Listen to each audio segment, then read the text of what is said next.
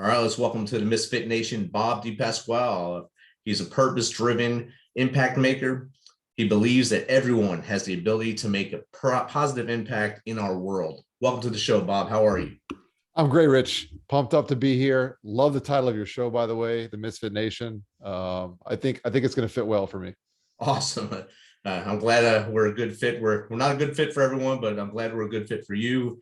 And I'm glad that we're able to connect and get this thing going here to start off this great new year, 2022, start off on a positive note and get everyone some good information about you and what you bring to the table. So if you'd like, give us a little background on what brought you to where you are now, where you come from, and how'd you get to where you are now?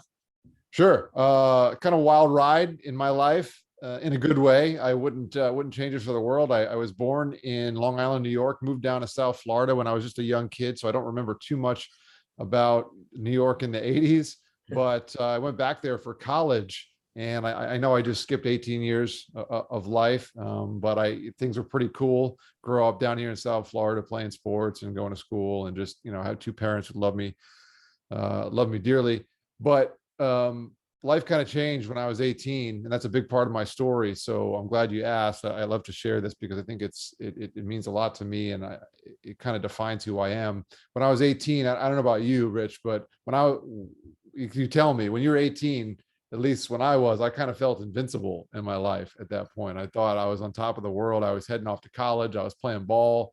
I was going to go to school. I was going to learn. Who knows where sports would take me. And I thought I was invincible. And I was in training camp playing football, and I had an injury. I thought I had a groin injury. And I don't know if you've ever pulled your groin muscle, but that has got to be one of the most awkward injuries. Right? You don't realize even what that muscle does. It's just funny to talk about, to be honest with you. And it bothered me for weeks. And I basically missed my entire freshman training camp. And somewhere towards the end, one of my trainers, actually the head trainer of our team, said, "Bobby," they call me Bobby. He's like, he stands up and in college, the training staff is much different than it is in like high school, right? I mean, you got 100 people in the room at 5, 6 in the morning, stretching out, getting treatment to make sure they can be on the field. And this guy stands up and says, "Bobby," and somehow it just got quiet, right? Like it was never quiet. It's commotion in the morning. And I felt like everyone heard this, the trainer ragging on me, right? And when the trainer calls you a weakling, like that's not a good sign.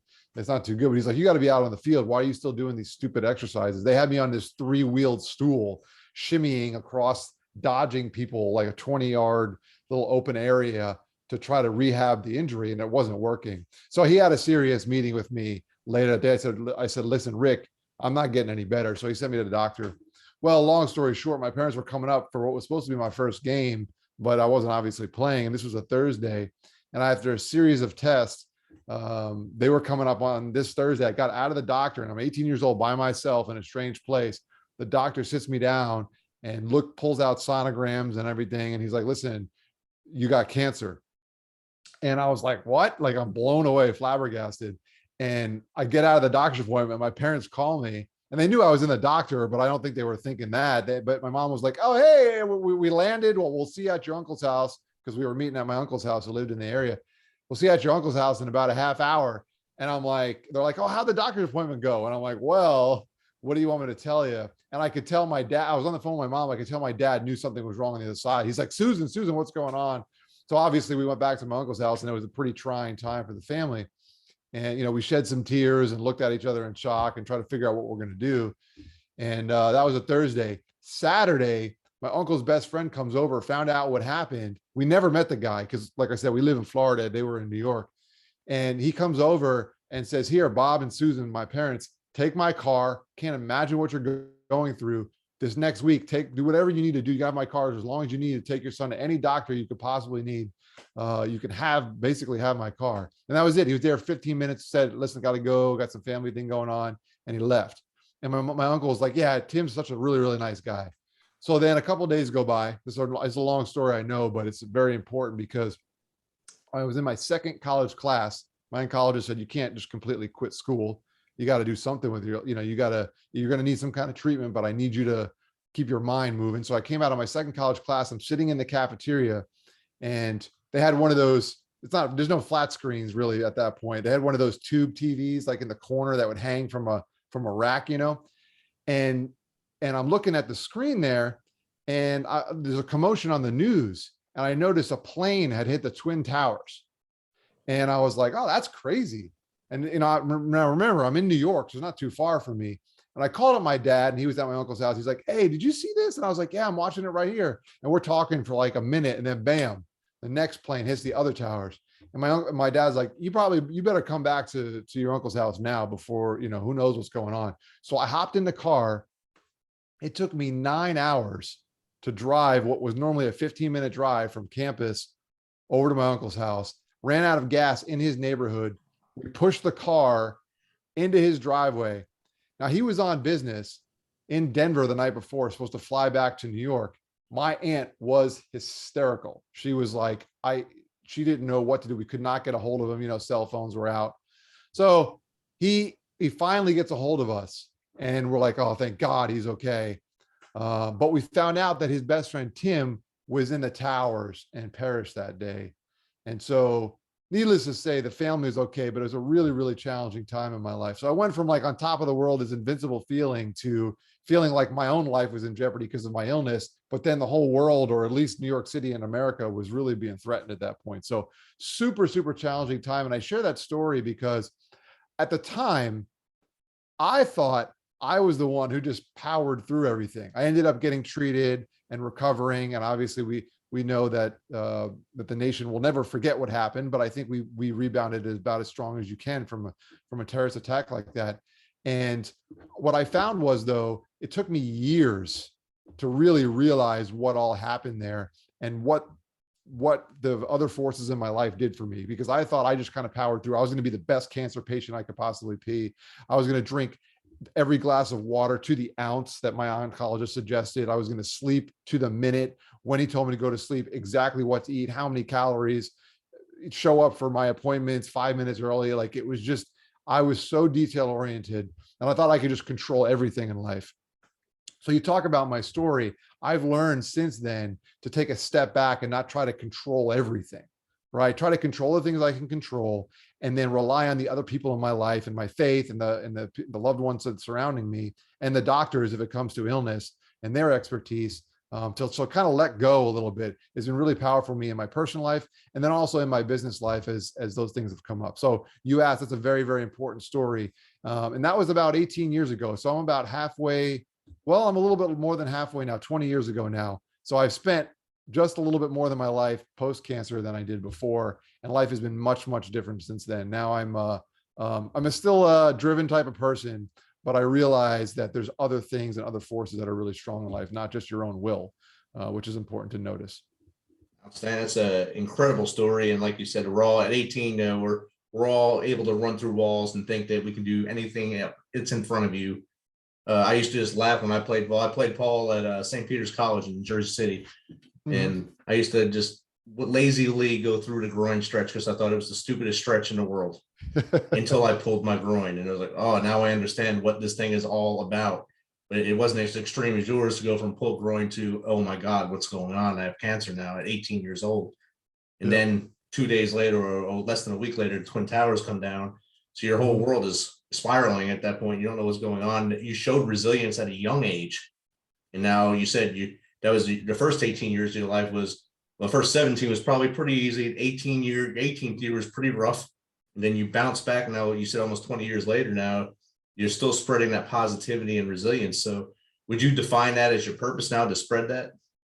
Yeah, I saw my purpose kind of has two sides to it.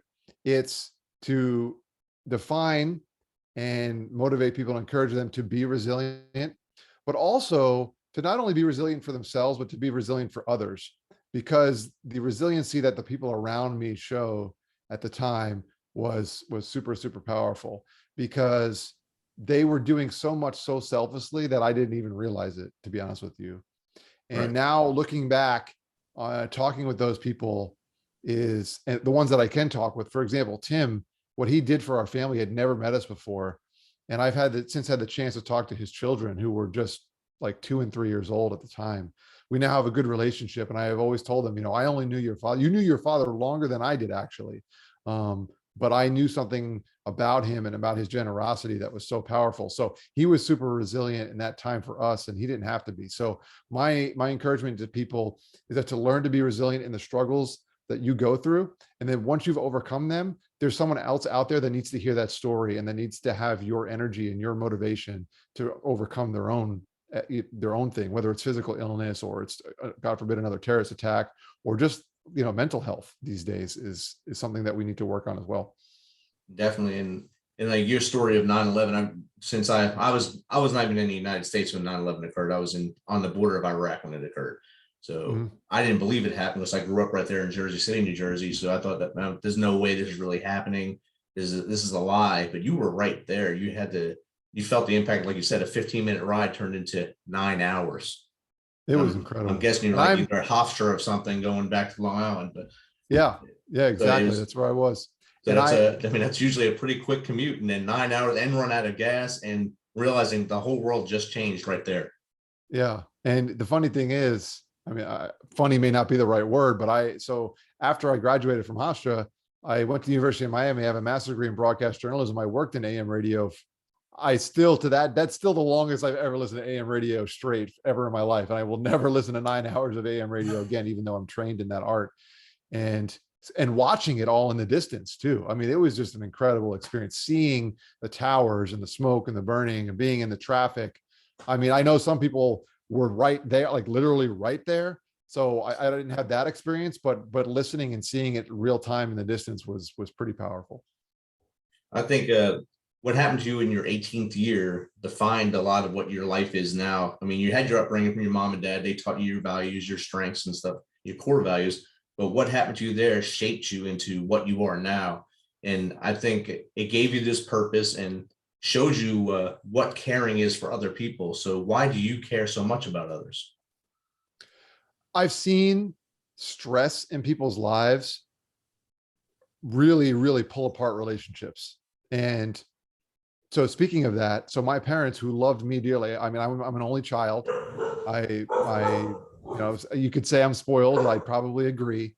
But unfortunately, all of the love and support that my parents poured out for me actually resulted in them getting divorced not too long after towards the end of my, after I graduated. So, that plus my professional work in the financial world, looking at financial stress from people, I've seen it pull apart families and pull apart couples and marriages. And so it's kind of been my mission to support other people to lower their levels of stress from various reasons, whether it's stressful illnesses, stressful financial situations, or just stressful things that are more general, like having kids, moving, changing jobs, death, right? There's just a lot of things that happen in life that can stress us out. And I feel that we all go through things, and there's a reason for that. There's a reason why I overcame my cancer, right? It spread. It was testicular cancer, as you might imagine, if you kind of deduce that from them thinking it was a groin injury,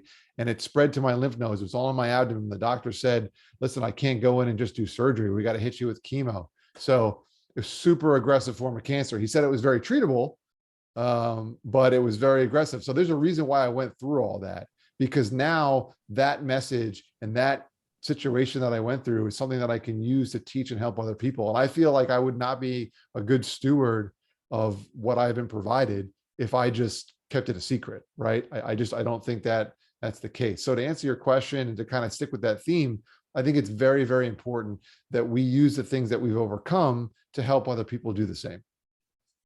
Definitely, that's a perfect answer and a perfect reason why you're purpose driven at that point. And you went through this all at a young age, and chemotherapy, I'm sure, was at that time, it wasn't as advanced as it is now. I'm sure it's still horrible. It was probably horrible then too. But how did you deal with the chemotherapy? I don't know how often it goes on, or how many weeks you had to do it, or months, years. Yeah. So I have it. So I, on the Speaking of Impact podcast, I have an episode dedicated to this, and I can, you can put it out and link it so people can hear the story from multiple perspectives. But so my cousin has cystic fibrosis, It's a respiratory lung disease. It affects the immune system, reproductive system. It's a very, very strange disorder. And they've made amazing advances more recently to help CF. They call it CF patients. But when I was going through cancer, my cousin was in grade school. So I was a good, 10 years or so older than him. But I had just moved up to New York, and we had not spent a lot of time with each other. But my mom ended up basically moving to New York while I was going through treatment, because we didn't go home. We stayed in New York for cancer treatments. So you asked, how did I get through it? And I thought, as I alluded to earlier, that I was just me powering through, and like I said, drinking at the right time and going to sleep and doing all these things. Like my doctor said, you got to study. I probably got the best grades while I was going through chemo, because my doctor said, you got to study hard. Ironically, you think we might put that on the back burner, but he said, no, the brain is a powerful thing. So that's a lesson to you out there. If you're going through a tough time, challenge yourself mentally. It can be very, very helpful. So he told me to do that. And I thought I was doing all these things right. And I'm sure they helped. Don't get me wrong. The diet, the things were probably good for my health. And I was a young kid. I was already pretty healthy, so I could handle the chemo. But I had a very, very tough, I had 20 rounds of chemo, but I would go for 5 straight days. And by the end of I had my first chemo treatment, Rich, and I came home. I was like, hey guys, chemo, big deal. Still got my hair. I'm feeling great. I was doing push-ups. I felt like I was totally fine. By the end of that week, and I had 5 straight days of it, forget it. I mean, I was sick as a dog. I felt horrible. And I don't get sick very often. I don't get the flu. I don't remember, being a sick child by any means. But all I remember is just feeling nauseous and terrible and head achy. It was really rough. But I mentioned my cousin because if you listen to that podcast episode, he does an amazing job of explaining how our parents, my mom and his dad, their siblings, how they kind of were in cahoots to have us kind of commiserate together. So I would go to sleep early because I was exhausted. And my cousin would come wake me up at like 5 or 6 in the morning because he wanted to play video games with his college age cousin because he thought I was cool, right? And so I used to be like, oh God, wake me up at the crack of dawn. I'm trying to sleep. I'm exhausted. I feel like crap. But our parents actually encouraged that behavior. And we spent video games were huge for us. We spent hours playing video games and feeling like crap together and throwing up and taking medicine and, just sucking at survival, to be honest with you. If it wasn't for our parents feeding us and taking care of us, we probably would have been really, really bad. But it was very, very helpful. So you asked how I got through it. A lot of it was developing that relationship with my cousin, because we kind of had something in common, different diseases for sure, but we had something in common. So that was very, very, very helpful to have that support system. And we're very, very close to this day. In fact, I just officiated his wedding earlier in the summer. So last summer, it's 2022 already. So that's a very, very challenging thing. And, and that's the emotional side of it. I mean, I could tell you more about the physical things and the shots, and I got all kinds of stories about that stuff too. But from a mental aspect, it was very, very important to have someone to kind of go through it with. Because I would go to the hospital or to my doctor's office, and I was I was 18. Everyone else, at least it felt like they were all 85 years old. They were probably not all that old, but I was by far the youngest person. I had nothing in common with anyone there. In fact, they put me in a room by myself because I don't think they wanted me to see a bunch of old people who might not survive. So I had to have someone else. And it was probably great that they were actually younger than me. That was very, very helpful. I bet. And I had a real good friend growing up who had CF he had to go to the hospital in New York, actually, downtown in the Village.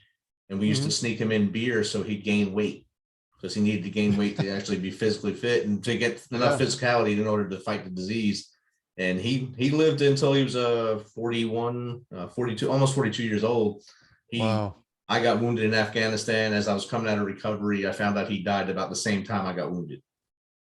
Oh, wow. It was pretty crazy. And in between that time, I met a friend in Alabama, and his stepdaughter had CF, and she still does.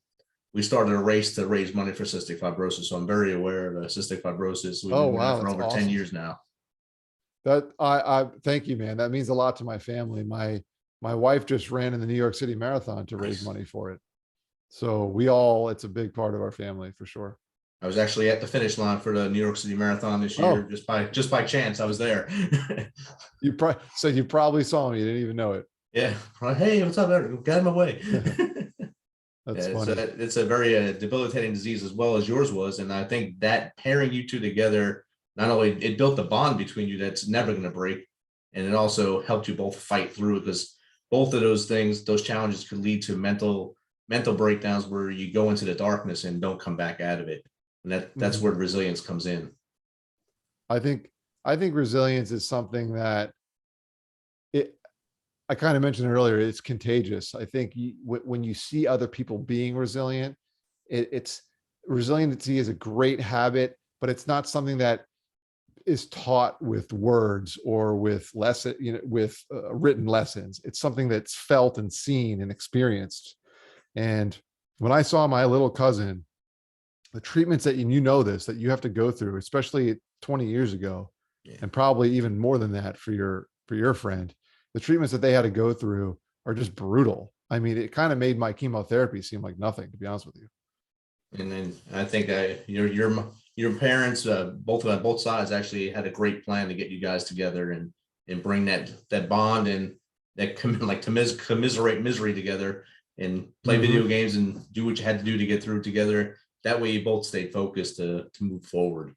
And I think that's a great thing. Absolutely. So during this time, who did you look to as a mentor during this time to get you through this, or who do you look to now as a mentor as you move forward in life?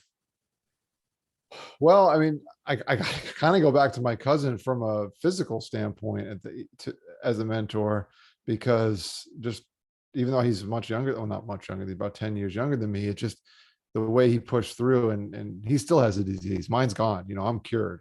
Thank God. I've got other small issues and some things that are probably a result of getting hit pretty hard with chemo. But I mean, from that aspect, it's definitely him. In my life, I mentioned my parents before. They've each taught me very, very important lessons that have guided me in my life. One of them, is to treat people with respect, and I see my parents do that. Both of them, specifically my dad, though. He wasn't and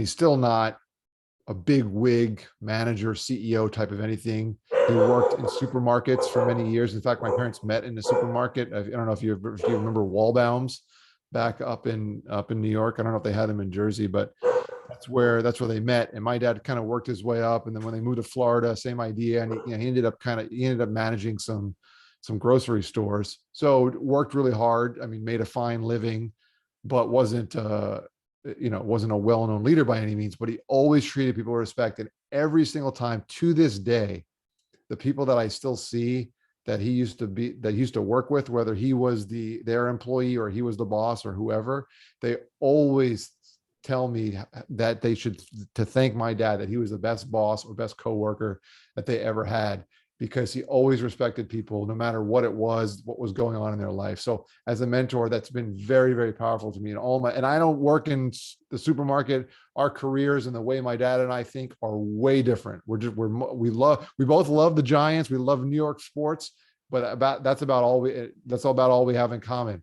But the one other thing is that respect. So my dad's definitely my mentor from that perspective in life. And then my mom, you mentioned my book, and you see it up on the screen here. My mom worked in banks.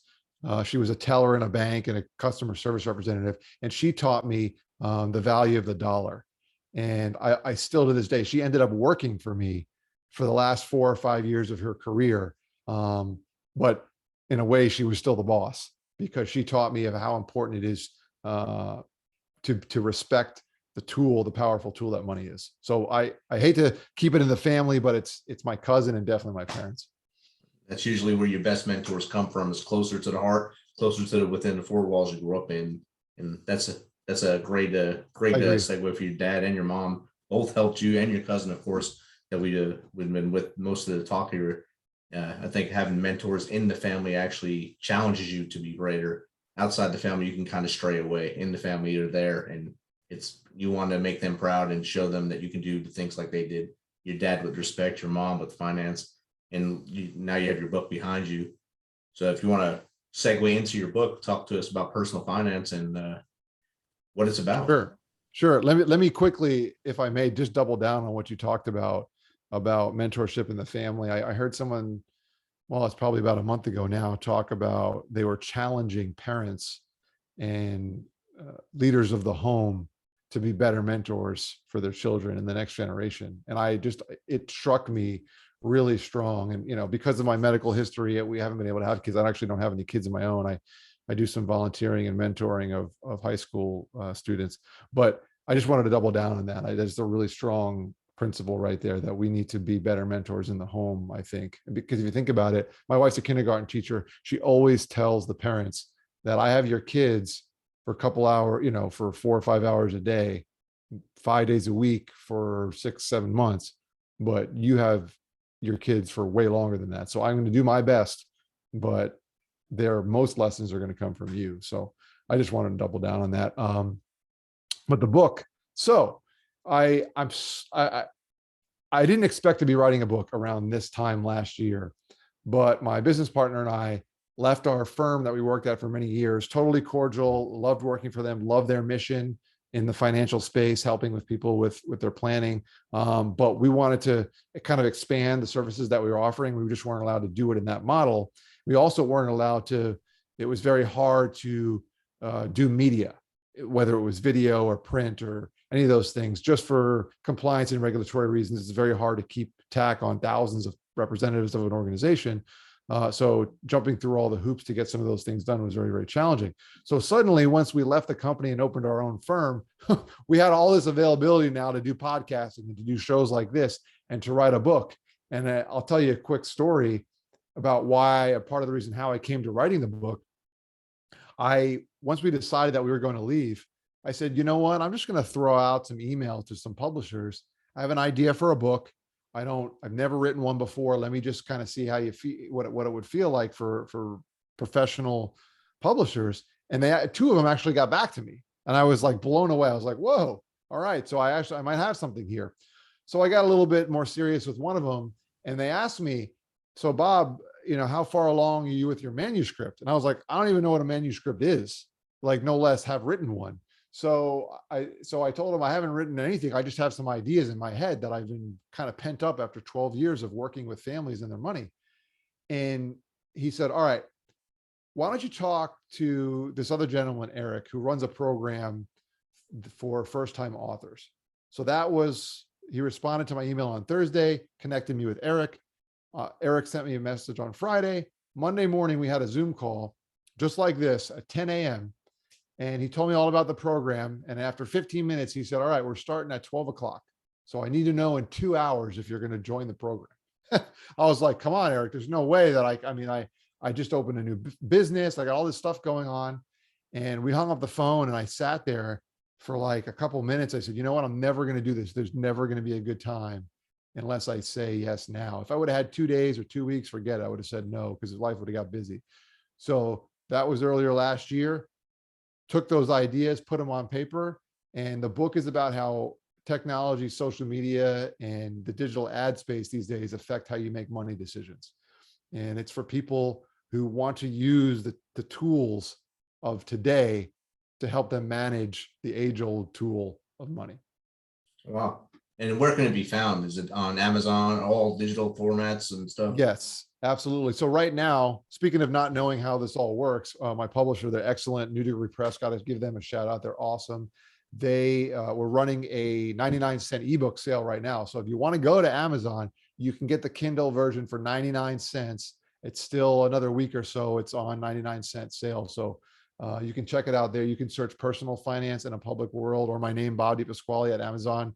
You'll see my podcast there, but you'll also see the book. You can pick it up for 99 cents.